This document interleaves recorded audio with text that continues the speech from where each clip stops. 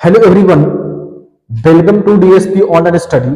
चलिए आज के क्लास में हम लोग क्लास 11th के बायोलॉजी के फर्स्ट टर्मिनल एग्जाम में पूछे गए सारे प्रश्न को सॉल्व करेंगे। आइए, पहला प्रश्न क्या कहता है? पहला प्रश्न कहता है कि जीवन की मौलिक इकाई क्या है, यानी कि what is the basic unit of life. तो जीवन के मौलिक इकाई क्या है?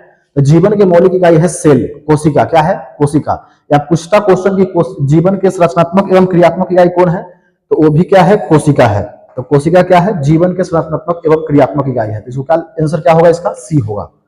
इसका दूसरा क्वेश्चन कर रहा है कि निम्नलिखित में से कौन सा जीव प्रोकैरियोटिक है। अच्छा, प्रोकैरियोटिक कहने का मतलब क्या है?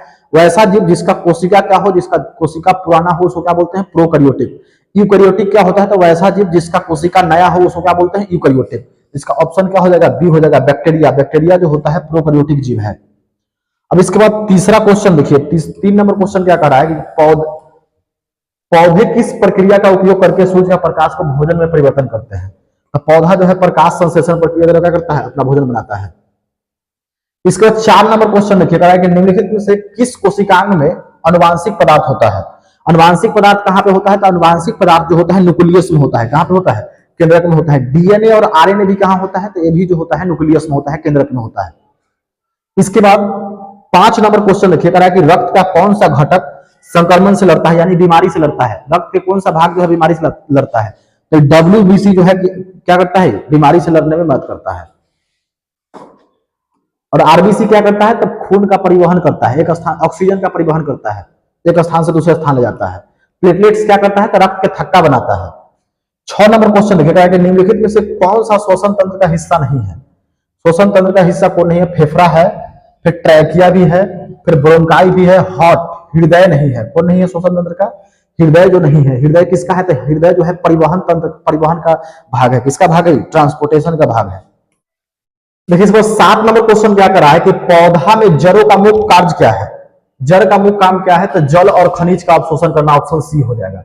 इसके बाद 8 नंबर क्वेश्चन क्या कह रहा है कि कह रहा है कि निम्नलिखित में से कौन सा ऊतक हमारे शरीर के गति के लिए क्या है? जिम्मेदार है। तो गति के लिए जिम्मेदार कौन है? तो ये है मस्कुलर टिश्यू, यानी पेशिया ऊतक, मांसपेशिया ऊतक भी बोलते हैं इसको। देखिए 9 नंबर क्वेश्चन क्या कर रहा है? कह रहा है कोशिका के कौन सा भाग कोशिका के सभी गतिविधियां को नियंत्रण करने के लिए जिम्मेवार है। तो कौन है? न्यूक्लियस। न्यूक्लियस को मैनेजर भी बुलाता है। क्या बुलाता है? मैनेजर भी बुलाता है इसको। नियंत्रण, इस सारा चीज को कंट्रोल कौन करता है? तो न्यूक्लियस जो है कंट्रोल करता है, नियंत्रण करता है।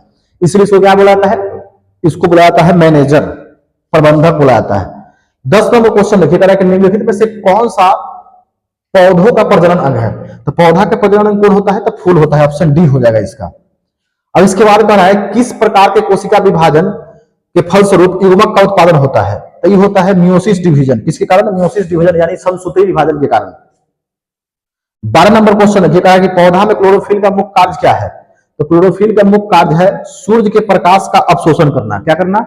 सूर्य के प्रकाश के अवशोषण करना। क्लोरोफिल क्या करता है? तो सूर्य के प्रकाश को अवशोषित करता है, एब्जॉर्ब करता है।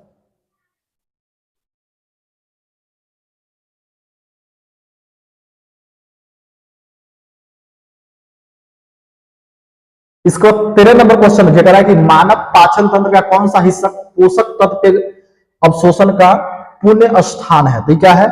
छोटी आंत। छोटी आंत में क्या होता है? भोजन का पाचन होता है। फिर इसके बाद 14 नंबर क्वेश्चन देखिए, कह रहा है कि मनुष्य में निम्नलिखित में से कौन सा तंत्र शरीर के विभिन्न भागों में ऑक्सीजन पहुंचाने के लिए जिम्मेवार है। कौन सा अंग जिम्मेवार है? और खून कौन पहुंचाता था? परिसंचरण तंत्र। कौन पहुंचाता है? परिसंचरण तंत्र, यानी सर्कुलेटरी सिस्टम। एक स्थान से दूसरा स्थान खून को क्या करता है? ट्रांसपोर्ट करता है, पहुंचाता है। इसके बाद कह रहा है टीकाकरण का मुख्य उद्देश्य क्या है। तो टीकाकरण का मुख्य उद्देश्य है बीमारी को रोकना, टू प्रिवेंट द डिजीज। इसका 16 नंबर क्वेश्चन देखिएगा कि निम्नलिखित में से कौन सी बीमारी वायरस के कारण होती है। वायरस के कारण कौन सा बीमारी होता है? तो एड्स नामक बीमारी जो होता है वायरस के कारण होता है। एड्स के फुल फॉर्म क्या होता है?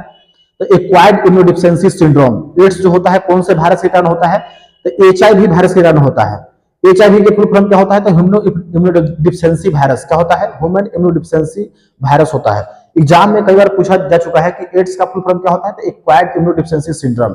एड्स जो होता है किसके कारण फैलता है? तो एड्स जो होता है वायरस के कारण फैलता है। कौन से वायरस के कारण फैलता है? तो एचआईवी वायरस के कारण फैलता है।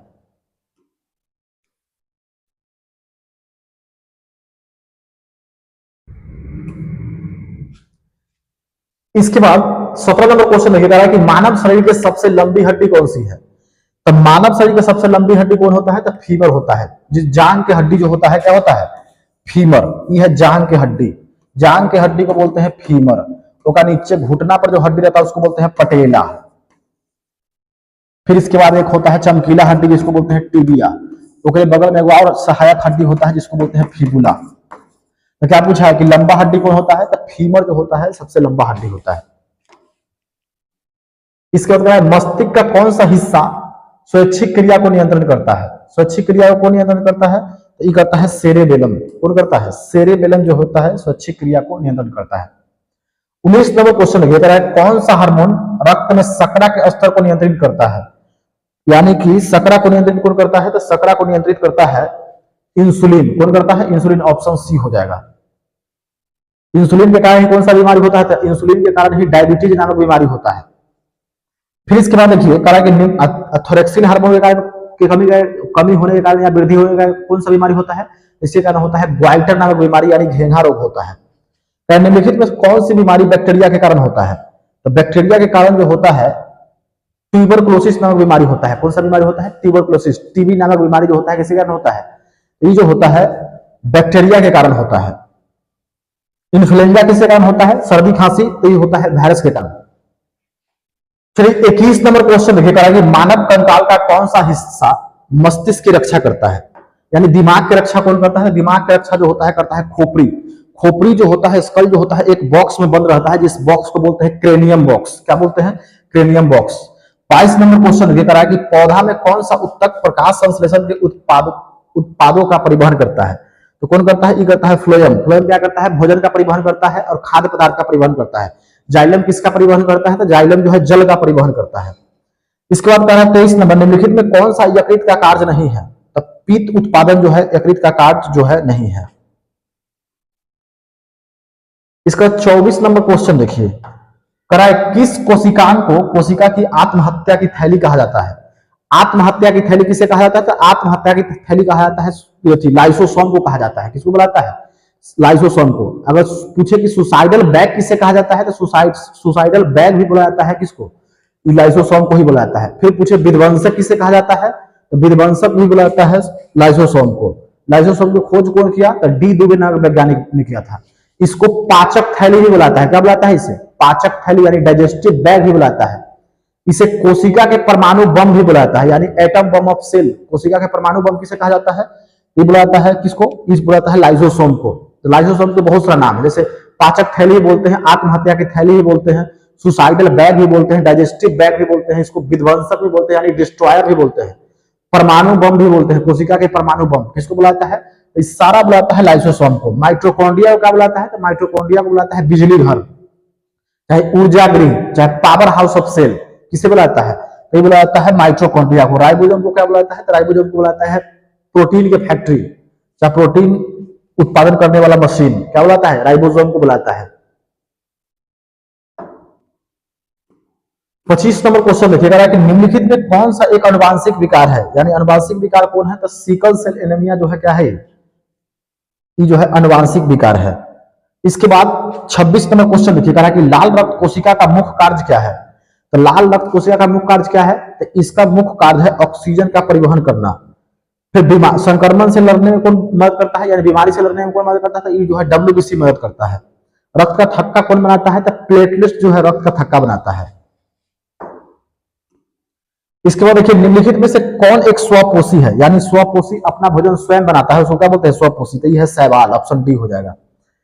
इसके बाद क्वेश्चन नंबर 28 देखिएगा किस प्रक्रिया से ऑक्सीजन की उपस्थिति में ग्लूकोज का ऊर्जा में परिवर्तित किया जाता है? किस प्रक्रिया से? तो ये जो है श्वसन में क्या किया जाता है?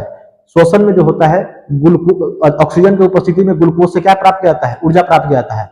हम लोगों ने क्लास 10th में पढ़ा था कि श्वसन जो होता है दो प्रकार का होता है। एक होता है व्यापीय श्वसन, एक होता है अव्यापीय श्वसन, एरोबिक रेस्पिरेशन और एनएरोबिक रेस्पिरेशन। व्यापीय श्वसन जो होता है, व्यापीय श्वसन में जो होता है ग्लूकोज का विखंडन जो होता है ऑक्सीजन के उपस्थिति में होता है, तब उसके बाद क्या होता है? ऊर्जा प्राप्त होता है। अव्यापीय में क्या होता है? तो अव्यापीय में श्वसन जो होता है ग्लूकोज का विखंडन जो होता है ऑक्सीजन की अनुपस्थिति में होता है, तब ऊर्जा प्राप्त होता है। इसका ऑप्शन क्या हो जाएगा? सी हो जाएगा।